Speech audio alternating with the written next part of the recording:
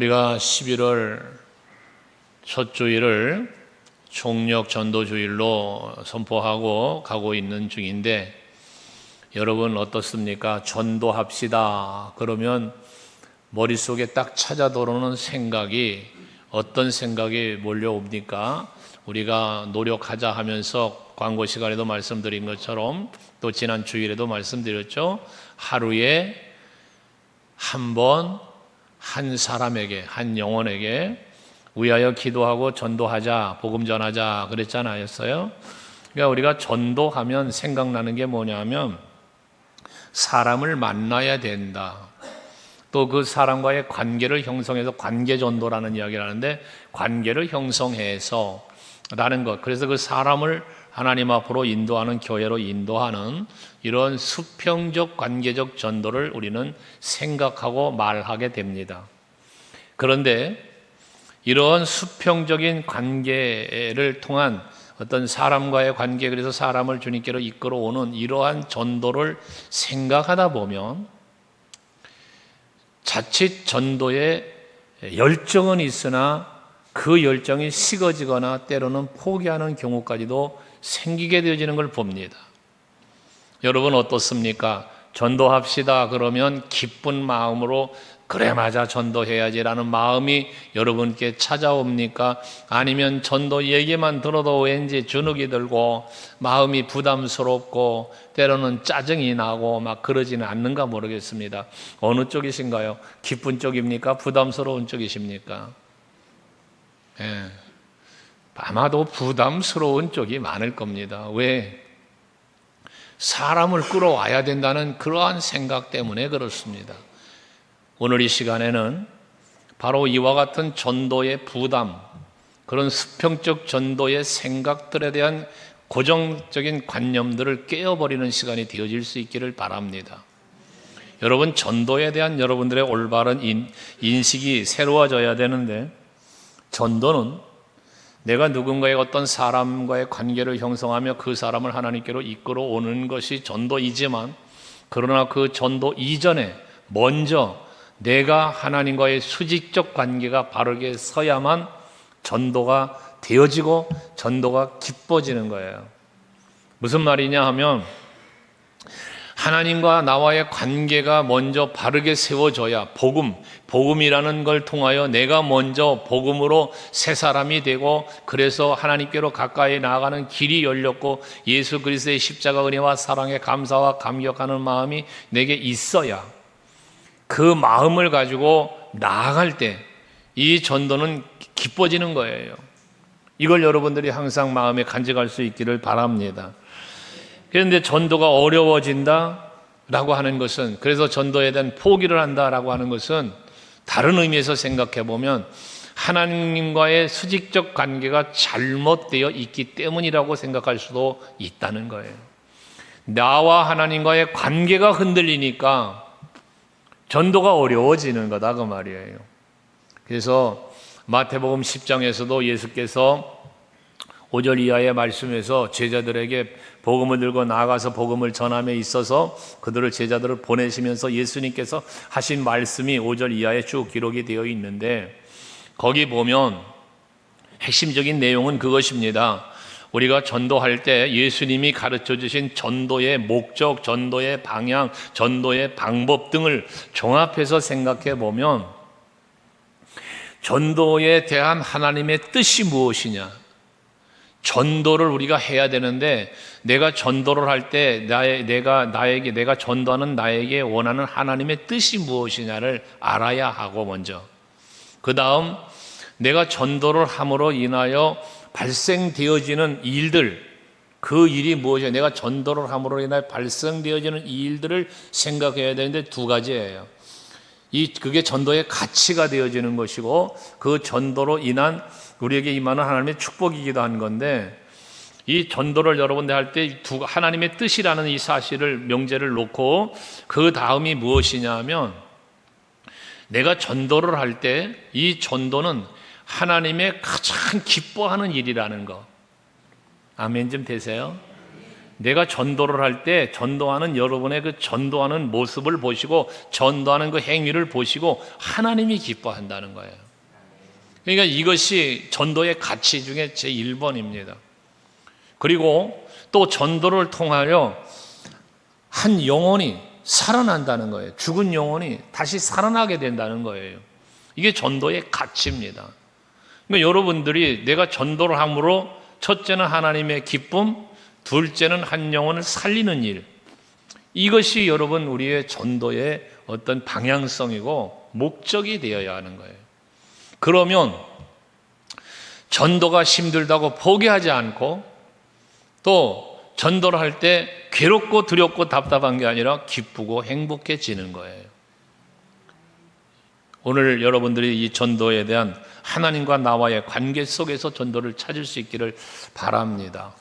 그래서 오늘 이 본문의 말씀은 누가복음 15장 전체적인 내용이 그렇습니다만은 잃은 영혼, 잃은 사람 찾기예요, 이게. 그래서 그 한 영혼을 하나님께서 찾으시는 거예요. 이 찾는 이야기라는 거거든요. 그래서 잃은 양, 잃은 드라크마, 잃은 아들, 이 이야기를 하면서 그걸 찾으시는 하나님의 말씀을 선포하고 있는 거거든요. 예수께서 비유로. 그렇다면 오늘 제목을 하나님이 찾으시는 사람인데, 하나님이 찾으시는 사람은 어떤 사람일까라는 것이거든요. 우리가 전도를 할 때 이 세 가지 말씀드릴 텐데, 하나님이 찾으시는 사람이 먼저 여러분이 돼야 되고, 그리고 또 다른 누군가를 하나님이 찾으시는 사람에 합당한 사람으로 이끌어오는 일, 우리가 그 역시도 나도 하나님이 찾으시는 사람이요, 그 이때 전도의 대상자도 하나님이 찾으시는 사람이 되도록 하는 일, 이게 전도라는 이야기예요. 그렇다면 하나님이 찾는 사람은 과연 어떤 사람일까라는 부분을 생각해 보는 건데, 우리가 전도를 하다 보면 어떤 전도의 결과가 없는 경우들이 있잖아요. 열심히 전도를 하는데 열매가 없어. 그러니까 힘들어. 그래서 포기도 하게 되어지는 그거 아니에요? 그런데 이 전도가 하나님이 가장 기뻐하는 일이야. 전도하는 나의 행위가. 그러면 열매가 있거나 말거나 하나님이 기뻐하는 일을 해야 되겠다는 마음에서 전도를 한다고 말이에요. 포기가 안 돼요. 포기할 수 없는 일인 거죠. 여러분 그런 마음 가지시기를 바랍니다. 하나님이 기뻐하는데 하나님이 기뻐하는 것만 끝나냐? 그렇질 않아요. 하나님만 기뻐하는 게 아니라 그 기쁨을 생각하며 나아가니 나도 기뻐. 나도. 여러분 전도가 기뻐야 돼요.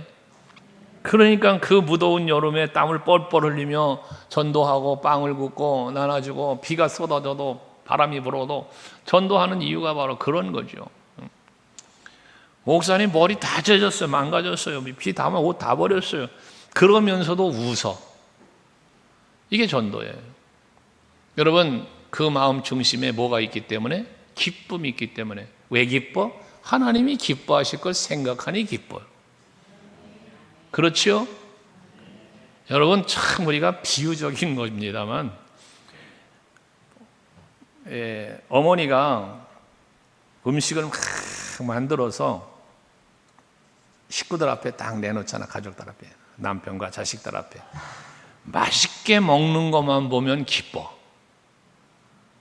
난 여자들은 아멘 할 줄 알았는데 그렇잖아요. 막 음식을 만들어서 식탁을 탁 차려놨을 때 남편도 여보 참 맛있다, 너무 맛있다, 아이들도 막 엄마 너무 맛있어요, 너무 좋아요, 감사해요 막 이러면 기분 좋지 않겠어요? 그렇죠? 그 기뻐하고 즐거워하는 모습을 지켜보는 본인도 또 기쁘잖아요. 예를 든 거지만 하나님이 우리에게 복음을 주셨어요. 복음을 주었는데 이 복음을 받은 우리가 와 할렐루야, 이거 얼마나 큰 은혜냐, 이거 얼마나 큰 사랑인가 막 감사하고 감격하는 모습을 지켜볼 때 하나님이 얼마나 기쁘시겠어요. 거기다 한술 더 떠서 이 엄청난 복음을 전해야지, 어떻게 이 복음을 나 혼자 갖고 사나, 막 이 모습을 지켜보는 하나님 얼마나 기쁘시겠어요. 그러니까 그 기뻐하신 하나님의 모습을 바라보며 기뻐하는 마음으로 전도할 수 있는 여러분들이 되자는 것이에요. 우리가 하나님께 영광을 돌립니다 라는 말을 하죠. 또 하나님을 기쁘시게 해드린다 이런 표현도 하잖아요. 영광과 기쁨을 이야기하는데요, 이 두 가지, 하나님의 영광과 하나님의 기쁨을 동시에 할 수 있는 일, 이게 바로 전도다. 이런 여러분들의 마음을 갖고 여러분 하나님 앞에서 전도하는 일을 열심히 낼 수 있기를 바랍니다. 우리가 믿음 생활하는 초기 단계는 자신의 기쁨을 위해 살죠. 인생이 그럴 겁니다. 어린 아이들 지금 유아실에서도 아기들 예배하는데, 이 아기들은 자기 기쁨만 생각하지, 이게 아기들이, 어린아이가 무슨 부모 기쁨을 생각해요? 이웃들의 기쁨을 생각합니까? 자기만 알죠. 믿음 생활도 마찬가지거든요. 우리가 믿음 생활하면서 초기 단계는 자기만 생각하게 되어 있어요. 그러나 믿음이 성숙하게 되어지면 성숙할수록 나의 기쁨, 나의 만족만을 위한 것이 아니라 이제 하나님의 기쁨, 하나님의 영광을 바라보고 생각할 수 있게 되어진다는 것이거든요. 그러니까 다윗은 항상 성숙해가는 다윗이잖아요. 다윗도요. 어려서부터 계속 하나님을 체험하는, 죄를 범했을 때도 용서함을 받는 이런 모든 은혜 체험자가 되잖아요. 골리앗과 싸움에서 이기게 해주시는 이런 것들 전부 체험이에요. 그러니까 그런 체험 속에서 시편 40편 16절 말씀을 보면 다윗은 위대하신 여호와를 찬양케 해달라는 기도를 해요. 거기 보시면 주를 찾는 자는, 주님이 날 찾는 게 아니라 내가 주를 찾는 거예요. 주를 찾는 자는 왜 찾아요? 주 안에서 즐거워하고 기뻐하게 하시며, 우리가 주님 앞에 오늘도 예배하는 것이 여러분들 기쁨이고 즐거움이길 원해요. 제가 매주일마다 예배할 때 첫 기도가 무엇이에요? 하나님 앞에 예배하는 우리가 즐거운 마음으로, 행복한 마음으로, 평안한 마음으로 예배할 수 있기를 기도하죠.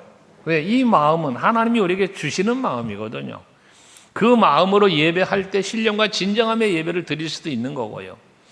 다윗은 그렇게 즐거워하고 기뻐하게 하실 뿐만 아니라 주의 구원을 사랑하는 자는 항상 말하기를 여호와는 위대하시다 하게 하소서. 여러분, 정말 여호와 하나님에 대한 여러분들의 신앙의 의식이 분명할 수 있길 바랍니다. 그래야만 그 하나님과 나와의 관계 속에서 그 확실한 믿음이, 그 소망이, 그 사랑이 확고할 때에 전도하는 일이 기뻐진다고 말이에요. 오늘 누가복음 15장의 핵심이라는 것은 앞에도 말씀드린 것처럼 잃어버렸던 사람을 찾는 일에 대한 말씀을 하고 있어요. 오늘 본문 7절에도 보면 내가 너희에게 이르노니 이와 같이 죄인 한 사람이 회개하면 하늘에서 회개할 것이 없는 의인 99으로 말미암아 기뻐하는 것보다 더하리라. 그 죄인 한 사람이 회개하고 하나님께로 나오는 걸 하나님은 기뻐하신다. 잃어버렸기 때문에, 그걸 찾았기 때문에 그래요. 10절도 잃어버린 동전을 비유하면서 내가 너희에게 이르노니 이와 같이 죄인 한 사람이 회개하면 하나님의 사자들 앞에 기쁨이 된다. 잃어버렸던 것이 돌아왔고 잃어버렸던 걸 찾았기 때문에 그 기쁨이 크다는 거예요. 또 뒤에 32절 그 두 아들의 비유, 탕자의 비유를 말씀하시면서도 마찬가지죠. 거기에 보면 큰아들이 자기한테는 안 해줬는데 왜 저 다 자기 재산 탕진하고 돌아온 자식한테 이렇게 큰 잔치를 해주는가, 이게 서운해서, 이게 속상해서 막 뭐라 하잖아요. 그때 예수께서 그 아들에 대한 이야기가 뭡니까? 이 내 동생은 죽었다가 살아났으며 내가 잃었다가 얻었기로 우리가 즐거워하고 기뻐하는 것이 마땅하다라고 말씀했다는 거 아니에요. 그러니까 하나님은 잃어버렸던 그 영혼이 다시 돌아오는 것 얼마나 기뻐하시는 일인가를 말씀하고 있는 거잖아요. 그래서 누가복음 19장 10절에 보면 같이 한번 읽어볼까요? 시작. 인자가 온 것은 잃어버린 자를 찾아 구원하려 합니다. 할렐루야. 잃어버린 자를 찾아서 그걸 구원하려고 예수님이 오셨답니다. 잃어버린 자가 누구요? 이스라엘 백성들이에요. 택함 받은 백성인데 저들이 하나님을 떠났어요. 그 영혼들을 다시 찾아서 구원하시려고 예수님이 오셨다는 거예요. 그렇다면 우리들의 오늘날 전도도 마찬가지 아니겠습니까? 우리가 전도하는 이유도 바로 그 잃어버린 한 영혼, 여러분 죽어있는 그 한 영혼을 주께로 인도하기 위하여 우리가 예수께서 그러신 것처럼 우리들도 그래야 한다는 것, 이것이 바로 전도해야 할 이유라는 것입니다.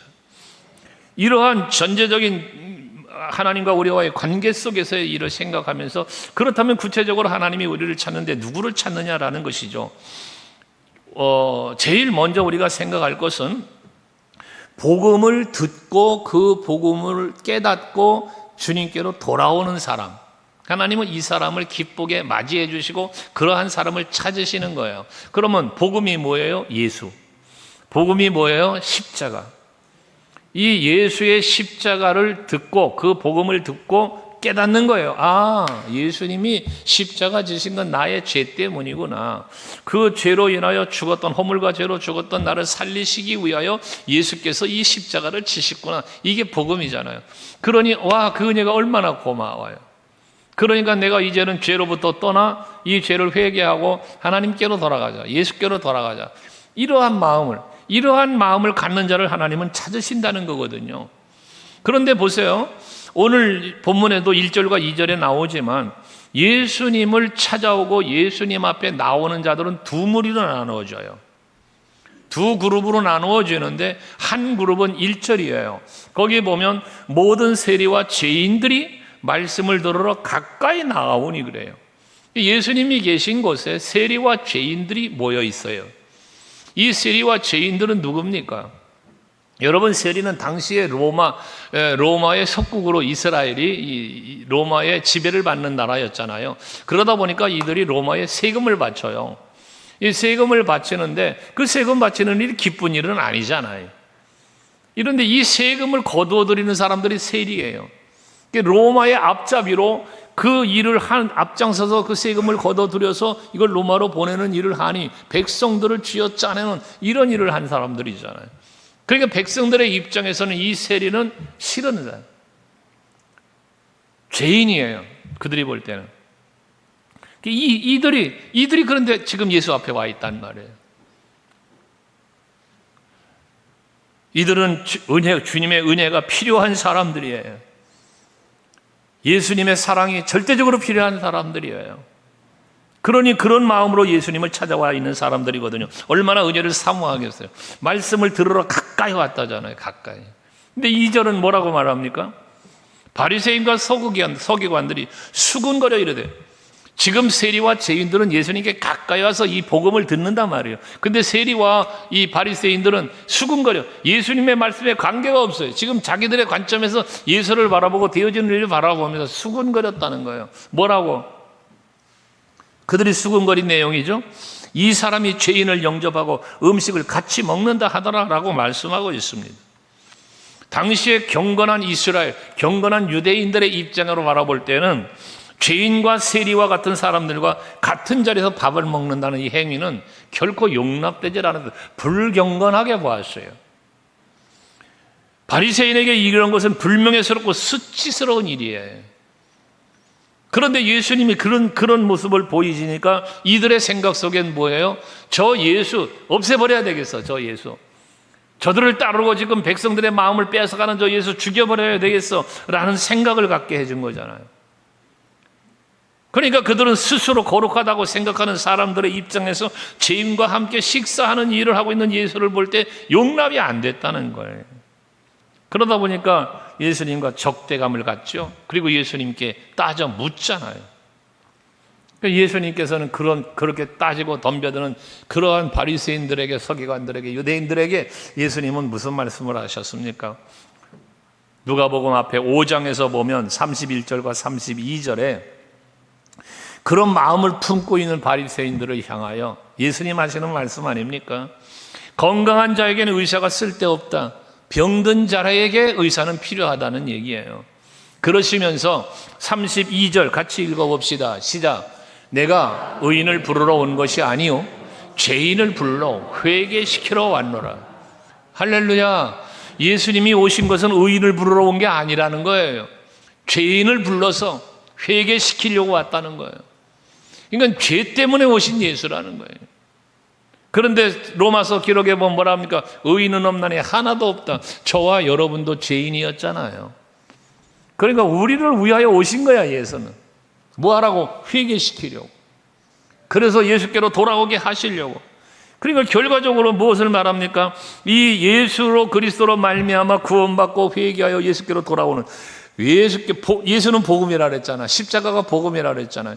이 복음을 듣고 복음을 접하고 회개하고 예수께로 돌아오는 일을 하나님은 찾으시는 거예요. 이걸 위하여 예수께서 오셨다는 거예요. 우리가 여러분 그렇잖아요. 모든 성도들의 체험일 텐데,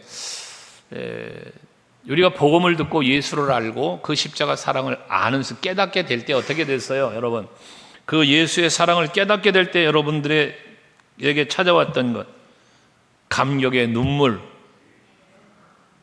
그리고 죄에 대한 회개, 이게 여러분 다 있었지 않았습니까? 이걸 일컬어 우리는 처음 사랑이라고 에베소 교회에 말하는 말씀으로도 우리가 말하죠. 나 같은 죄인 살리신 주 은혜가 고맙다고 수없는 고백들을 우리가 쏟아냈잖아요. 이러한 성도, 그 감격이 너무 크게 다가와서 내 자신의 인생을 다 하나님 앞에 드려도 아깝지 않은 마음을 간직한 사람, 이러한 사람이 되어지는 것. 그래서 복음물로 말미암아 자신의 죄를 회개하고 그 하나님의 은혜에 감사하고 그 은혜의 자리에서 더 떨어져 가는 게 아니라, 멀어져 가는 게 아니라 가까이 나아오는 이러한 모습들, 그러한 삶을 사는 성도 여러분들을 하나님은 기뻐하고 찾으시고 있다는 거예요.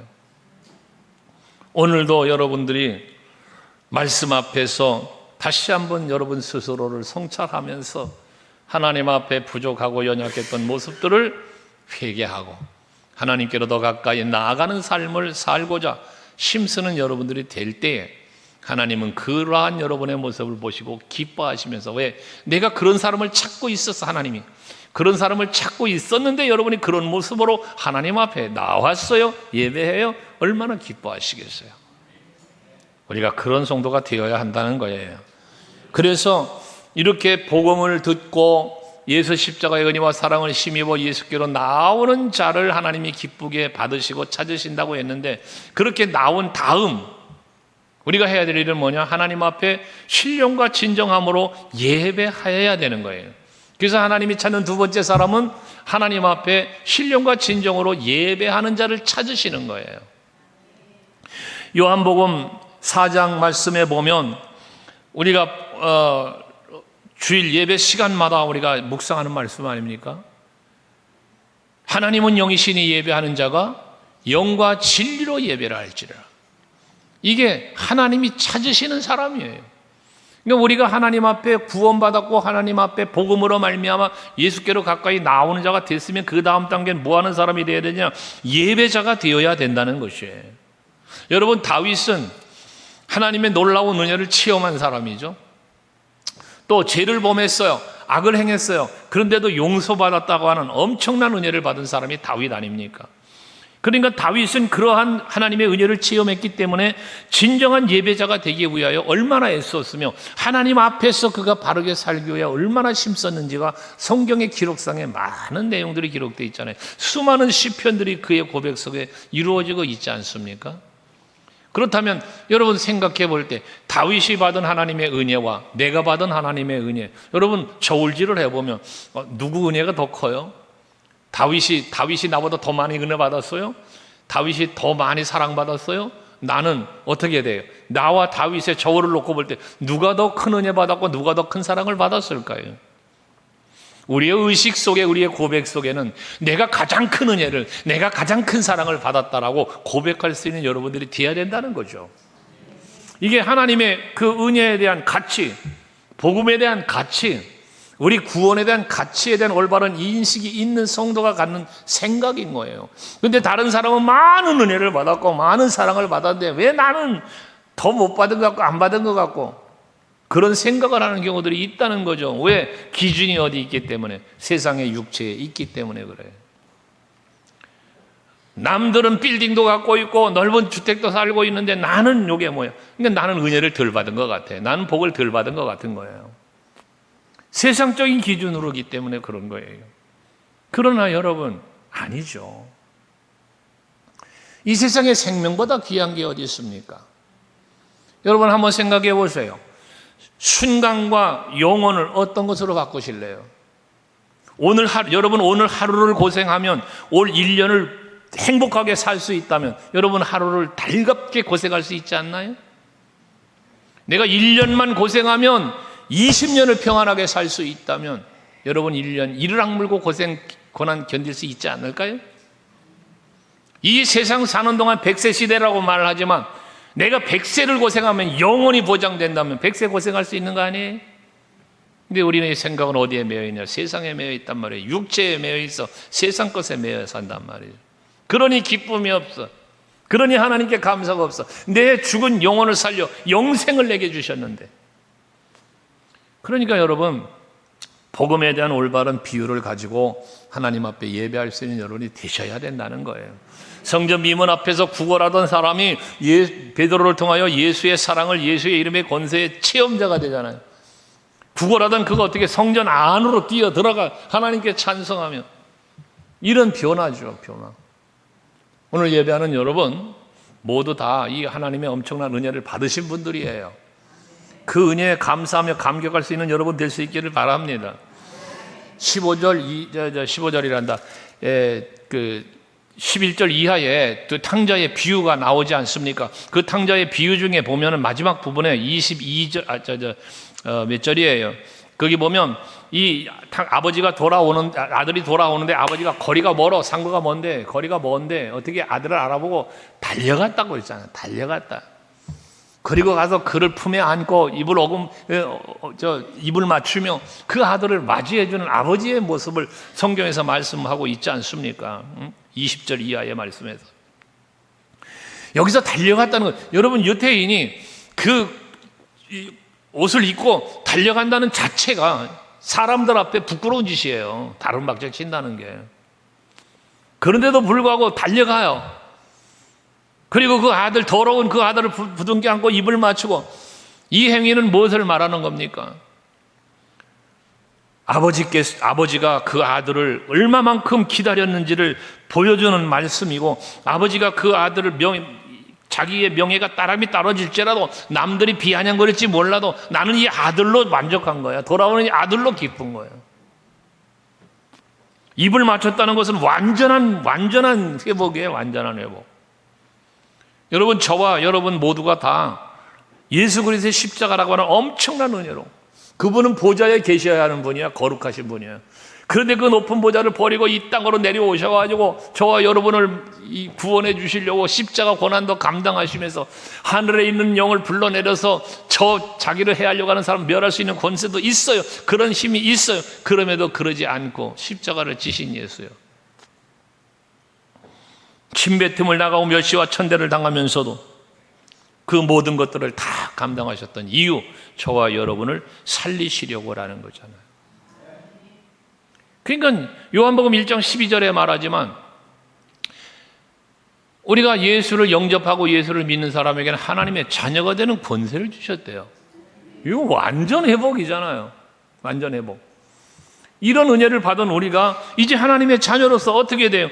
이제 하늘의 잔치가 벌어지는 그 현장에서 하나님을 경배해야 되는 것처럼 이제 이미 우리는 구원받았고 이미 우리 하나님의 자녀가 되었으니 하나님 앞에 예배하며 경배하는 것 당연한 일이라는 거죠.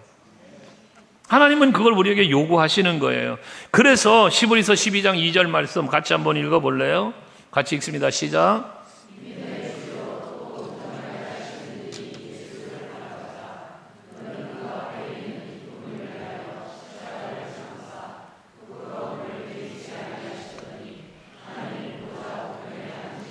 할렐루야.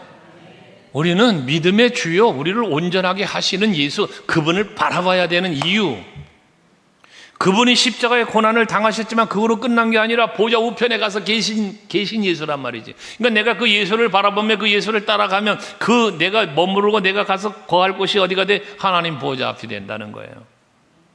이런 은혜를 베푸셨으니 그 주님을 바라보면서 우리는 주님 앞에 경배하고 예배하며 살아가는 삶을 살아가는 것이 마땅하다. 하나님은 그러한 사람을 기쁘게 받으시며 찾으신다는 것을 말씀하고 있는 것이에요. 그러니까 우리가 하나님이 찾으시는 사람 중에 두 번째는 하나님께 집중하여 예배하는, 구원의 은혜에 감사하며 감격하는 성도를 찾고 계신다는 사실을 잊지 말고 이러한 예배자의 삶을 여러분 사시면서 또 다른 누군가에게 이러한 삶을 보여주는 그것이 전도가 될 수 있는 여러분들이 되시자는 거예요. 그 다음에 말할 것도 없이 하나님께서 기뻐하시며 찾으시는 사람은 누구냐? 세상으로 나가서 전도하는 전도자를 찾는다는 것이죠. 오늘 저와 여러분이 바로 이러한 사람이 되어야 한다는 것입니다. 복음의 사람, 예배의 사람 필요하죠. 그리고 전도하는 사람을 하나님은 찾는다. 오늘 5절에 보시면요, 하나님이 얼마나 전도하는 걸 기뻐하시는지를 표현해 준 말씀들이 5절, 6절, 7절에 계속 나오는데요, 거기에 보면 찾아낸 즉 그랬잖아. 이 한 영혼이 돌아온 거예요. 전도가 된 거예요. 그때 뭐해? 즐거워 꿰매고 라는 표현을 했어요. 즐거워했다라는 표현이죠. 6절에도 보면 거기에 잃어버린 양을 갖고 돌아오면서 6절에 보면 뭐라 합니까? 나와 함께 즐기자라는 표현이에요. 나와 함께 즐기자. 즐겁다는 거예요. 내가 지금 즐겁다는 거예요. 왜? 잃은 양 한 마리 찾은 것 때문에 즐겁다는 거예요. 그리고 7절에도 마찬가지죠. 7절에도 보면 회개하며 돌아오면 하늘에서는 회개할 것이 없는 의인 아홉보다 말미암아 기뻐하는 것보다 더하리라라고 하면서 여기서 기뻐함을 이야기하고 있습니다. 그러니까 한 영혼이 구원받고 한 영혼이 주께로 돌아오는 것을 그렇게 기뻐하고 즐거워하시는 그 마음을 예수께서 지금 말씀해 주고 있는 거다 그거예요. 그래서 처음 말씀드렸잖아요. 우리는 전도가 그저 수평적 관계 속에서 사람 한 사람 교회로 데려오는 것만을 전도로 생각하지 말자. 내가 전도를 할 때 한 영혼을 주께로 인도하기 위해 애쓰며 수고할 때 기뻐하시는 하나님을 생각하자는 거예요. 그래서 아멘 되시나요? 그럼 전도를 해도 되고 안 해도 되는 게 아니야. 여러분, 우리가 하나님을 기쁘시게 해드리고요, 하나님께 영광 돌리는 삶을 살려면 뭐 해야 돼? 당연히 전도. 한 영혼이 주께로 돌아오면 천하보다 귀히 여기신 하나님의 은혜와 사랑이 거기에 있으니 아마 하늘엔 잔치가 벌어질 겁니다. 하나님 보좌 앞에 잔치가 벌어질 거예요. 우리 교회적으로도 새 가족이 오면 어때요? 기쁘다고 박수 쳐주고 환영하고 그러죠. 새 가족부에서는 아마 제일 좋아할 거예요. 새 가족이 왔다고. 하물며 하나님은 어떠시겠냐 그 말이죠. 얼마나 기뻐하시겠냐는 거죠. 그러니 그 기뻐할 만한 일을 위해서 애쓰고 수고하며 전도하겠다. 야, 여러분 11월 5일을 선포할 때 너희가 드디어 내가 기뻐하는 일을 계획하고 있구나. 또 여러분들이 하루에 한 번씩 한 사람에게 복음을 전하겠다고 그러고 기도할 때 하나님 얼마나 기뻐하시며 응답하시겠어요. 그 한 사람에게 다가가서 그 하나님이 기뻐하시는 모습을 생각하며 여러분 전도할 때 그 얼마나 하나님이 기뻐하겠냐고 말이에요. 그런 의미에서 우리가 전도는 해도 되고 안 해도 되는 선택이 아니라 하나님의 은혜와 사랑을 받은 성도라면, 정말 그 복음의 주체가 되는 예수 그리스도의 터전 위에 세워진 교회라면 전도하는 일은 반드시 해야 된다는 것이에요. 그러니까 예수께서는 마가복음 16장 15절에서 말씀하시는 거 아니에요, 여러분? 이게 지상 명령이에요. 같이 읽어요. 시작. 또 이르시되 너희는 온 천하에 다니며 만민에게 복음을 전파하라. 온 천하를 다니면서 만민에게 복음을 전파하라. 그러니까 우리가 직접 만민에게 나아갈 수 있는 상황들이 못 되니까 뭐 하는 거예요? 선교하는 거예요. 선교. 이번에 필리핀 사역자들 교회로 초청해서 2박 3일간의 일정으로 숙식 제공하면서 세미나를 하는데 이 일도 우리가 왜 하는 겁니까? 안 하면 편하지. 안 하면 돈도 안 들고 땀 흘릴 필요도 없고 편안하죠. 그런데 그것도 추석 연휴에 다 쉬고 가족과 함께 해야 되는 그 귀한 시간에 이 행사를 갖는다? 근데 얼마나 쉽지 않은 일입니까? 근데 왜 합니까? 바로 온 천하에 다니며 만민에게 복음을, 내가 전하여야 되지만 나가지 못하니 이들을 불러서라도 복음을 전하고 이들을 가르치고 그들로 나아가서 또 사역할 수 있도록 하기 위한 귀한 사역 아닙니까, 여러분? 그래서 아시아 지역을 복음화시키려고 우리가 아시아 지역 복음 선교회를 만든 거 아니에요. 그래서 그 필리핀 장로교단과 함께 우리가 MOU를 체결하고 지난번 제가 다녀왔지 않았어요? 지금 그들이 들어오는 거예요. 이번에 그들이 선교하겠대요. 자기들이 선교사를 파송하겠답니다. 우리 훈련만 시켜달라는 거예요. 이 일이 우리가 얼마나 감사한 일입니까? 이런 기회가 우리에게 주어졌다는 게 얼마나 감사해요. 할렐루야죠? 아이고 목사님 왜 하필이면 추석연휴에 그런 걸 해가지고 그냥 불평하지 말고요. 어쩌겠습니까? 못 오시면 못 오는 거지. 그러나 기도하시고 또 함께 할 수 있는 부분들을 찾아서 할 수 있는 여러분 될 수 있기 바라요. 할렐루야. 그래서 교회는 여러분 새생명 운동이 계속 일어나야 되고요. 하나님의 영광을 받으시는 하나님의 기쁨을 드리는 교회가 되어야 합니다. 그러려면 뭐예요? 전도하는 교회가 되어야 되는 거예요. 여러분 전도를 부담스럽게 여기지 마세요. 전도한다는 것 이것을 여러분들 짜증내지 마세요. 하나님이 기뻐하는 일이에요. 감사로 감당할 수 있는 여러분 되시기를 바랍니다. 우리는 앞으로 영혼 구원을 위하여 불타는 마음을 갖고 전도하는데 열정을 좀 더 가져야 될 것이고 나가서 복음을 전해서 날마다 구원받는 사람들이 사도행전 교회에 그 수가 더해졌다는 것처럼 우리 교회에 그런 일이 벌어질 수 있기를 주의 이름으로 축원합니다. 아멘. 전도는 시간마다 말씀을 드리지만 안 하니까 안 되는 거지 하면 됩니다. 아멘. 하면 돼요. 안 하니까 안 되는 거지. 잃어버린 영혼을 찾아서 복음과 거리가 먼 사람들 진정한 예배를 통해 하나님과의 관계를 깊어진 그 관계를 맺어가면서 전도를 할 때 하나님은 기뻐하면서 그 영혼을 인도하시는 은혜를 반드시 베풀어 주실 겁니다. 사도행전 교회들이 그 하나된 아름다운 모습으로 나가서 복음을 전할 때 그걸 기뻐하시는 하나님께서 많은 무리가 주께로 돌아오게 해주셨잖아요. 오늘날 우리 서강교회도 그런 일이 반드시 일어날 수 있음을 믿으시고 하나님의 기쁨이 되고자 전도를 해야 하고 이른 양 한 마리, 이른 동전 하나, 이른 아들을 찾는 아버지 마음, 예수님 마음을 가지고 전도할 때 반드시 열매는 맺어질 것이라는 거예요. 그런 전도를 통해서 하나님이 기뻐하는 교회가 되고 잃어버린 사람을 찾아서 전도하는 교회가 되고 날마다 새 생명이 교회에 와서 기쁨이 넘치는 교회를 만들어가는 일에 우리 모두가 함께 할 수 있기를 주의 이름으로 축원합니다. 기도하겠습니다.